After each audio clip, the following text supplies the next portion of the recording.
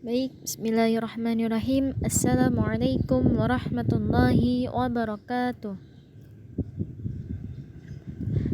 Baik teman-teman, kembali lagi kita dalam mata kuliah fikih siasah pada pertemuan yang ke-6. Alhamdulillah, pada pagi hari ini kita masih diberi kesehatan sehingga kita bisa bertemu lagi dengan mata kuliah fikih siasah yang diampu oleh Bapak Danu. Baik teman-teman, pada kesempatan kali ini alhamdulillah kita masih diberi kesehatan yang nantinya dapat kita gunakan untuk membahas sedikit materi terkait dengan wizarah. Adapun pengertian wizarah yang pertama yaitu secara bahasa, wizarah diambil dari kata wazara yang berarti al-siqal atau berat. Secara istilah, wizarah adalah jabatan terpenting dalam segala urusan kenegaraan. Adapun tugas dari wizarah ini bertugas sebagai pendamping pemimpin negara, atau jika ada yang kita sebut pada masa kali ini sebagai seorang menteri. Adapun dalil-dalil yang menerangkan tentang wizarah pada masa terdahulu ini berdasarkan Quran surah Thaha ayat 29. Ada pula yang menyebutkan tertera pada surat Al-Qiyamah ayat 11 hingga 12. Ada juga perspektif dari beberapa tokoh yang menyebutkan dalil wizarah ada di surah Al-Furqan ayat 35. Terkait dengan sejarah lahir dan perkembangannya. Jadi wizarah ini sudah diterapkan pada masa zaman Nabi Muhammad SAW. Yang pertama yaitu masa kenabian ini wizarah sudah dimulai semenjak ketika Rasulullah menjabat sebagai kepala negara, maka sahabat Abu Bakarlah yang mendampingi beliau mengurusi permasalahan negara Arab. Hingga pada masa khalifah sampai dinasti Umayyah dan Abbasiyah, wizarah ini semakin berkembang baik karena memang sudah terstruktur. Yang kedua yaitu ada masa Khulafaur Rasyidin. Jadi wizarah ini pada masa Khulafaur Rasyidin, Abu Bakar sejarah mencatat bahwa institusi kepemerintahan dimulai pada masa kekhalifahan Abu Bakar, yang dimana Abu Bakar melantik Umar menjadi menteri yang bertugas untuk memegang perzakatan.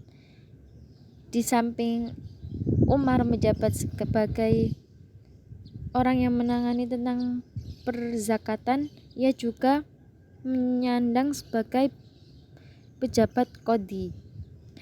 Adapun yang kedua yaitu pada masa Umar bin Khattab.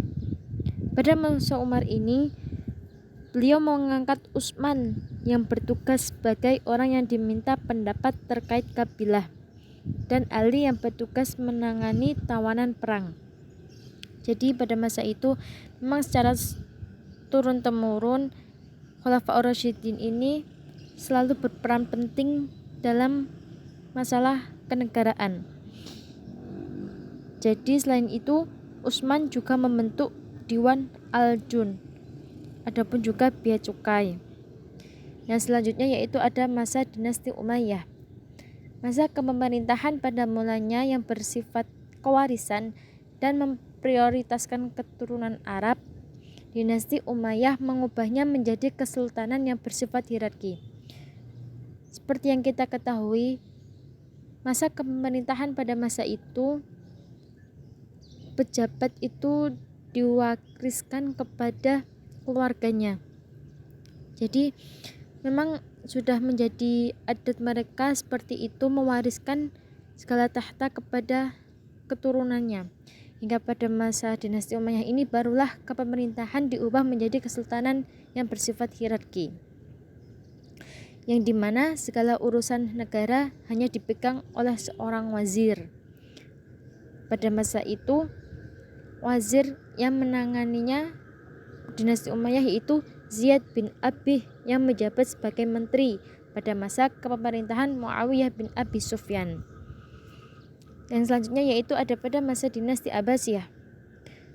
Institusi kementerian menjadi lebih sempurna pada masa Abbasiyah yang dijabat oleh Abu Abbas al-Sufah dengan menterinya Abu Salamah al-Khallaf dengan nama wazir Ali Muhammad.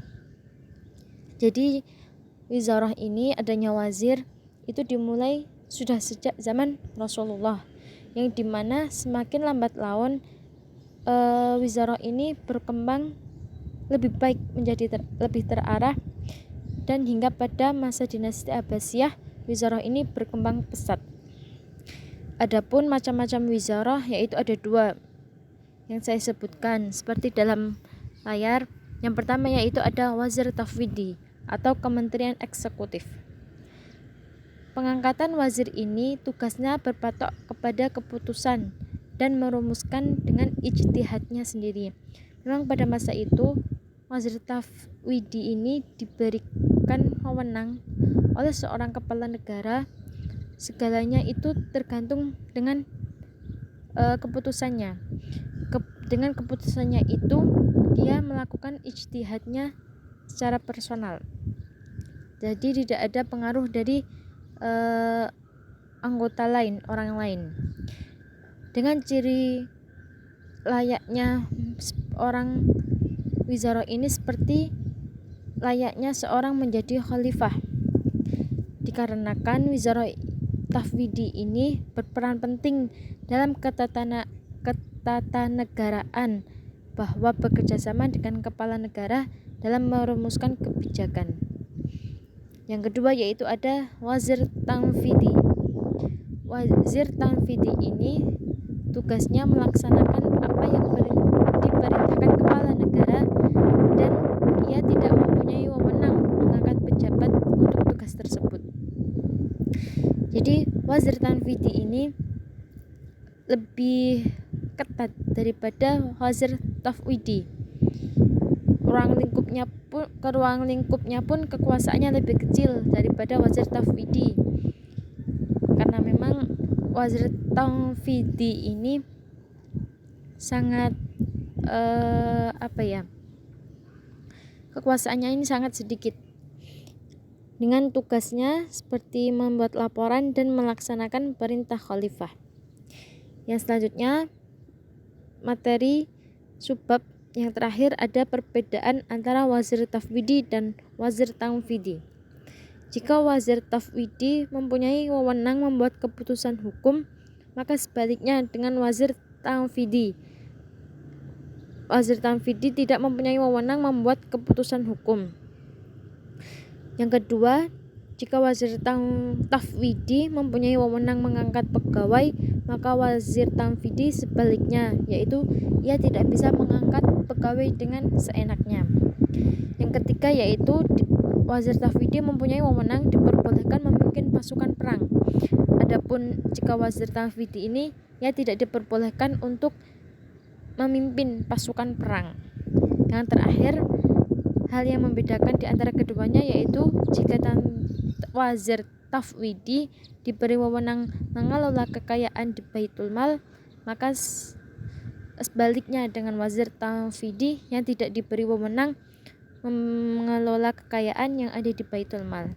Karena memang seperti yang sudah saya sebutkan tadi, apabila wazir tanfidi ini cakupannya atau ruang lingkupnya itu lebih sempit daripada wazir tafwidi. Baik teman-teman, sekiranya itu yang dapat saya sampaikan. Apabila ada salah kata dalam penyampaian materi, saya mohon maaf. Saya akhirul kalam. Wassalamualaikum warahmatullahi wabarakatuh. Semoga materi pada kali ini dapat bermanfaat bagi kita semua.